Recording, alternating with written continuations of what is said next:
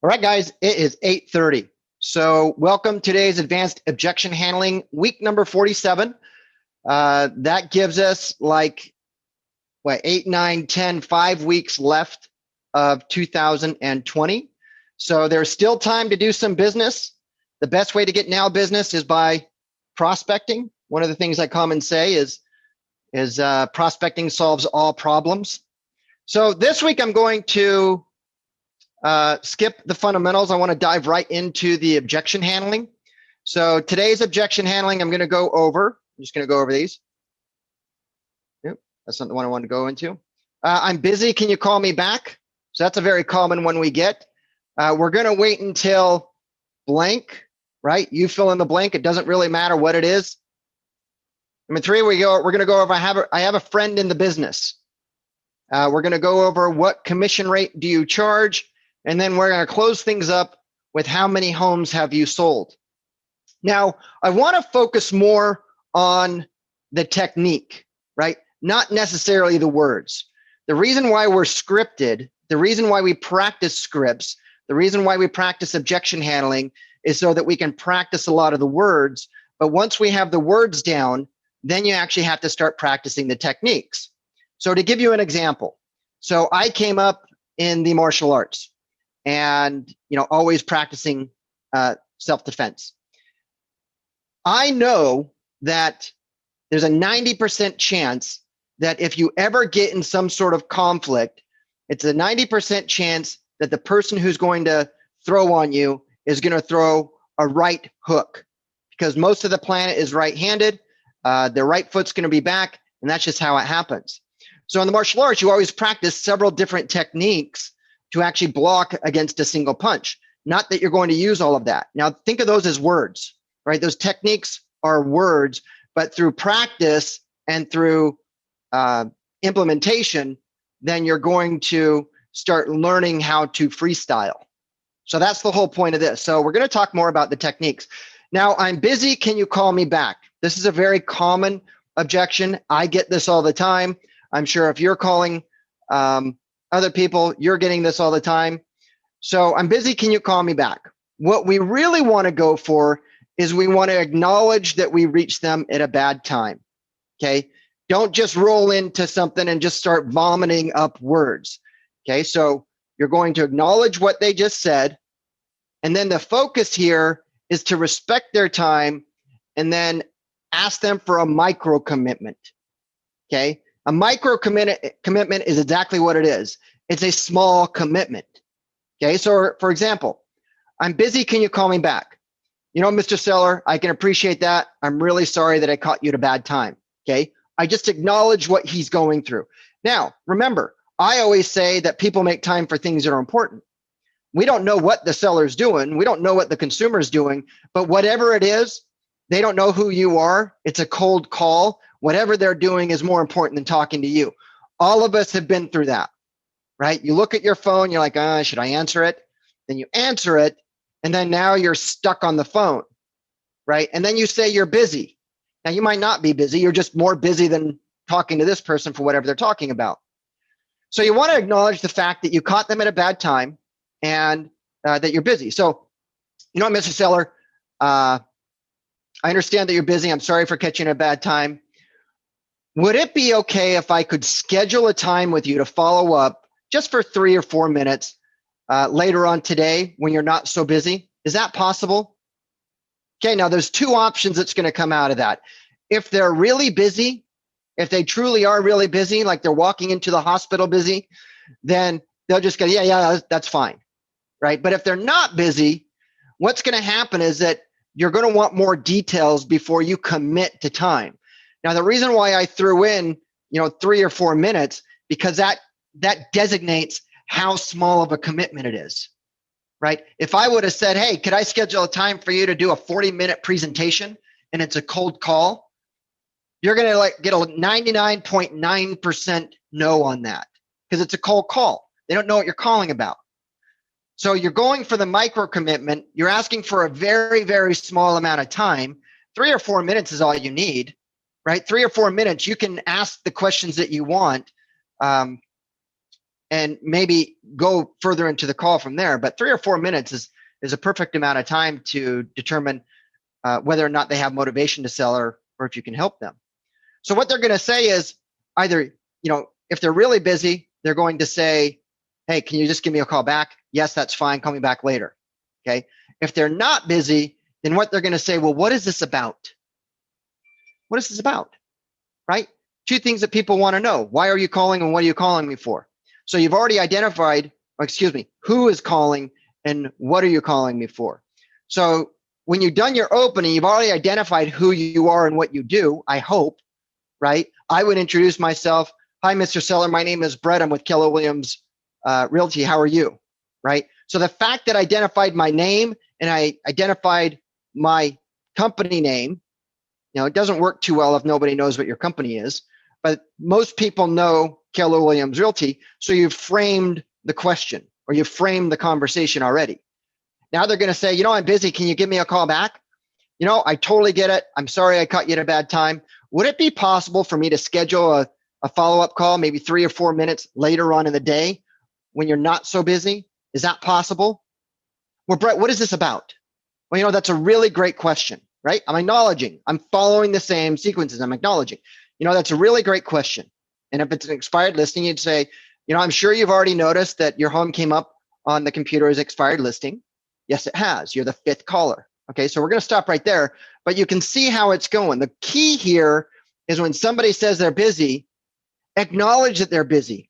Don't be that person that just vomits over them and runs over them, right? Acknowledge that they're busy.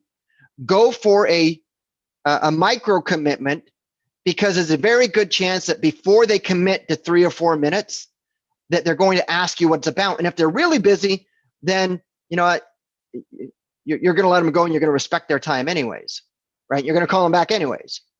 But that's how I handle, I'm busy. Can you give me a call back? I would encourage you guys to practice that. If you get that objection all the time, I get that objection all the time because I'm calling mostly agents and everybody's busy. We're in November and still everybody's busy, but it doesn't change. Okay, so the second one, we're going to wait until you fill in the blank. Now, the popular one was we're going to wait until after the elections, right? But then when you call people after the elections, now that objection typically have merged into, I want to wait until after the holidays. And then after the holidays, it's going to merge into, well, I want to wait until spring. I want to wait. Right now, again, from a strategic standpoint, from a fundamental standpoint, you want to find out their why and their when, right? So that's the objection. That's the core purpose of this conversation. But when you get this objection, you're typically not going to get this objection before you get, I'm busy or I'm not interested. So this is going to be a little bit more of a level 2 objection, right? It's still kind of a blow off. You're going to call them up. You're going to introduce yourself, introduce where you're from, and they're going to say, they're going to say, you know what, Brett, we've decided that we're going to wait until spring. Okay, now we're going to acknowledge it. I totally get it. And then I'm going to deflect. A lot of homeowners are wanting to wait until after the holidays. A lot of homeowners are wanting to wait until after the spring. A lot of homeowners are wanting to wait until the sun rises in the west and sets in the east. I mean, whatever reason it is, right? You're going to acknowledge what they say, and then you're going to group them in to making them right, to make it feel like they're normal. That's a normal thing. But then you're going to go in and you're going to ask a question. So for me, and we talked about this a few weeks ago, look, I totally get it. A lot of homeowners are wanting to wait until after the holidays, wanting to wait until after the spring to sell their home. But if you don't mind me asking, what is it that's important to waiting till after the holidays for you to sell your home? Okay. Now we're getting into the meat and potatoes of things. Okay. Now it's a real question. Now it's a real answer. Everything else was just fluff. Everything else was just that part of the conversation that you just have to get to before you get to the meat and potatoes, right? The core thing. So if you call somebody, call an expired listing, call it for sale by owner, call anybody, and they say, I've been really thinking about selling my home, but we're going to wait until after spring. Look, acknowledge, look, I totally get it that you want to wait until after spring. That's active listening. And then you're going to put them in and deflect them into a larger category. Most homeowners are typically at this time of year want to wait until spring. Ask a question. If you don't mind me asking, that's a softener. If you don't mind me asking, and then ask, what is it that's important to you about waiting till spring to sell your home? And now they're going to answer you with like a real conversation, right? But you have to practice these up until that point. You have to practice the opening of you have to practice your opening and field the common objections, the reflex objections before you can get to this point. Okay, but once you do that, now they're going to say whatever they're going to say. Well, we think that the market's going to be better. Well, we have family coming in town. Well, we have this, right? They're going to share with you their reasoning. That might be a condition, and it might just be an objection. Okay, one of the things I would do, regardless of what they say, okay, that totally, you would acknowledge, and then you'd say, what, that totally makes sense. Hey, but while I have you on the phone, I got to ask, if it meant adding or losing or whatever it may be, tens of thousands of dollars to your bottom line when you sell it, would you still wait until spring, or would you consider selling now? Okay, now that question, that kind of a question talks about, is it a monetary, if it meant losing tens of thousands of dollars in equity to your bottom line, would you consider selling it now? Some people will say no. But you know what, the thing is about, we have family coming in to the holidays is probably pretty slim, simply because of, California just went back down to down a tier on COVID. But you kind of get where I'm going for, right? We're going to wait until after the holidays. Okay, I totally get it. A lot of homeowners want to wait after the holidays. If you don't mind me asking, what is it that's important to you about waiting until after the holidays? Let them answer the question, and then that's going to direct which way you go. Okay, so that's number 2. So number 3, I have a friend in the business. Guys, if you're in real estate, we all have friends in the business, right? I jokingly, it's true, but I have nothing but friends in the business. We can sit down at a friend dinner. We can develop a piece of land, build the houses, get everything done all the way through closing, right? All at dinner. So everybody has a friend in the business, okay? So going back to the objection, I have a friend in the business. So we're going to acknowledge it. I totally understand that you have a friend in the business. In fact, most people have friends in the business, and I would be surprised if you didn't. Okay, so you acknowledged, you grouped it into making them right. But if you don't mind me asking, what is it that's important to you about working with a friend as opposed to working with some other professional? Okay, now I gave it this or that, right? What is it about working with a friend or choosing another professional? Okay, but the structure is the same. I acknowledge what they said. I have a friend in the business. Look, I totally get that you have a friend in the business. Most people, I find that most people have a friend in the business. So I'd, kind of be alarmed or surprised if you didn't. But if you don't mind me asking, and then ask your next question. If you don't mind me asking, what's your friend's name? John Doe. Oh, I've never heard of John Doe. Does John Doe work and specialize in your immediate market?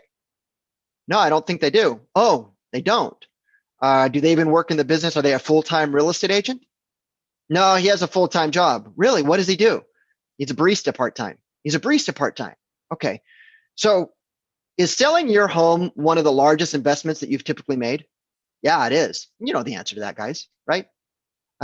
Real estate is typically one of the largest investments that people make in their lifetime. Okay. So what is it that's important to you about working with your friend who's a part-time barista as opposed to working with a full-time real estate agent who has extensive knowledge and experience in your immediate area? Wow, right? Subconsciously, they start going through that. Remember, you can't change somebody's perception by telling them something. You have to ask them a question. If I just ask them a question about what is it that's important to you about working with your friend who works in real estate part-time and is a barista part-time, instead of working with someone awesome like me who sold a lot of houses and focuses solely on your market area, what is it that's important to you about that? Okay, and they're going to think about it. And then they're going to say something. And then that's when you're having a real conversation. Okay, but that's how you get past the I have a friend in the business. Number 4. Okay, this one is, what commission rate do you charge? Okay, we're going to follow the same process. We're going to acknowledge it. You know, Mr. and Mrs. Seller, that's a really great question. You know, that's like my go-to acknowledging. You know, John, that's a really great question. You know, Mary, that's a really great question. You know, Stuart, that's a really great and important question. In fact, it's one of the very first questions that most homeowners ask me. Okay, so I acknowledge that I heard them. I group them into being normal, right? That's one of the first questions that most homeowners ask me. Now, if you don't mind me asking, is there something specific that you're looking for as far as the commission is involved? Guys, you're always going to come up with a commission objection. Always. They're paying for a service. There's money involved. You're always going to have to come up with this objection in one form or another. So one would say, if you know that you're going to be coming up with this objection, and it's probably one of the most important objections to understand, to be able to confidently rebuttal with clarity, then one would say that if you're not practicing this objection, the question is why? Because you know it's going to come up, right? It could come up on the phone very early, but it could come up very late at the kitchen table, but it's going to come up, and you got to know how to respond to this, right? So what commission rate do you charge? Acknowledge. You know, Mr. Seller, that's a really great question. Now we're going to group them in and make them right. In fact, that's one of the very first questions that most homeowners ask me. If you don't mind me asking, is there something specific that you're looking for? You know, what do you have in mind? Depending on where you're at in the conversation, you're not going to be able to blow that off as a general response a second time and keep the door open, right? Because I did a total blow off on that and wanted him to talk about it. He'll probably say something along the lines that Redfin's going to do 4%, or, you know, my part-time friend, my friend who's a part-time barista and a part-time real estate agent, he said he'd do it for this much. Okay, but the whole point of that is that you're getting to the next level of communication, right? So what commission rate do you charge? That's a really great and important question, Mr. and Mrs. Seller. In fact, that's probably the first question that most homeowners ask me. Now, if you don't mind me asking, before I answer that, is there something specific that you're looking for? Okay. Is there any other questions that you have outside of money? Okay, that's a really great one if you're later on into it, right? Because now you want to validate that they feel that you are the experienced person, right? So if they ask, what commission rate do you charge? You know, Mr. and Mrs. Seller, that's a really great question. That's probably the first question, or first or second or third question that most people ask me. If you don't mind me asking, is your only concern right now commission, or I mean, do you feel that based on my experience and based on my market knowledge and based on my 20 some odd years in the business, based on the company that I'm associated with, do you feel that I can get your home sold and get you what you want, the time frame that you want? Well, yes, Brett, I do. Okay, so commission is the only thing that we need to discuss right now. Yes, it is. Okay, so money aside, if we can come to these terms, can we agree that you would hire me tonight if we could figure out this money thing? Yeah, I think so. I think if we could figure that out, then we'd hire you. Terrific. Well, is there anything specifically? Is there something specific about the commission that you have questions about? You know, what is it that's important to you about the commission? You know, something along those lines. Okay. But what you've done is you've done the process of elimination. You do not want to talk about. Do not negotiate commission first. Okay. You want to present your value first and then do the commission first, because, well, if you tell them your commission and they're solely set on that 4% listing, then, a lot of people will actually base their majority of their decision on cost. So, and that's their right. You're not going to win every single time. I got beat out on commission just like yesterday. I know our value. I know my value, and I don't, and I'm okay with walking away from the business, and I'm okay with walking away from the business instead of not getting the right business. Okay, guys. So that is how to rebuttal. What commission rate do you charge? Okay, so we're going to lead into the last one here. We're doing well on time. How many homes have you sold? Okay, legit question. Okay, should not be coming up at the kitchen table. Should be, this is probably going to be more, if it's going to come up, it should come up at the very beginning before they agree to schedule an appointment with you, right? But that should come up with, if it does come up, that's when it should come up. And then through your pre-marketing packet, your pre-meeting packet, you should outline your experience, which talks about how many homes you've sold. So here's how it is. Okay, we're going to acknowledge what they just said. How many homes have you sold? You know, Mr. and Mrs. Seller, that's a really great question. In fact, that's probably one of the most common questions homeowners ask me. Okay, I just group them into it, right? Acknowledge, make them right and group it in, make them normal. Now, my office has literally sold, me and my office has literally sold hundreds of properties in this immediate market. Now, if you don't mind me asking, what is it about the experience that you're looking for that concerns you with hiring an agent? Okay, that kind of didn't make any sense, but you get the gist of it, right? So I did what's called a level shift on there. Now, I've sold a lot of homes in my 20 plus years. So I would go back on to my personal experience, right? Not everybody has that. So what do you do if you're newer to the business and you haven't sold a lot of homes? Well, you have to tie in your production with your office production. Okay, so notice how I said that. You know, that's a really common question that most homeowners ask. In fact, my office and I, right? You may have sold one home, you may have sold 0 homes, but your office, hopefully they've sold more than 0. My office and I have literally sold hundreds of homes in this immediate area. Now, if you don't mind me asking, what else is important to you about the experience of the agent that you choose? Okay, they weren't talking about that. I totally level shift that. I totally just changed the subject on them, right? They were talking about how many homes you've sold.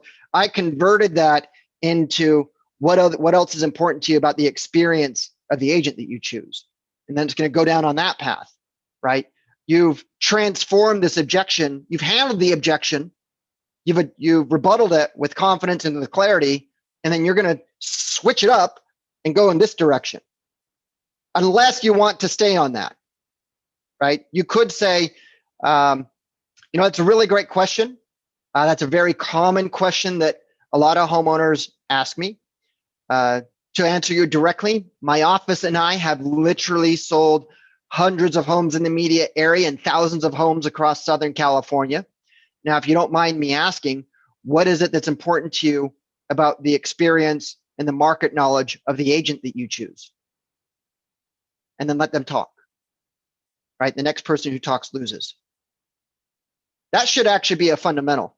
Know when to stop talking, right? Because you have to give them time to respond to the answer.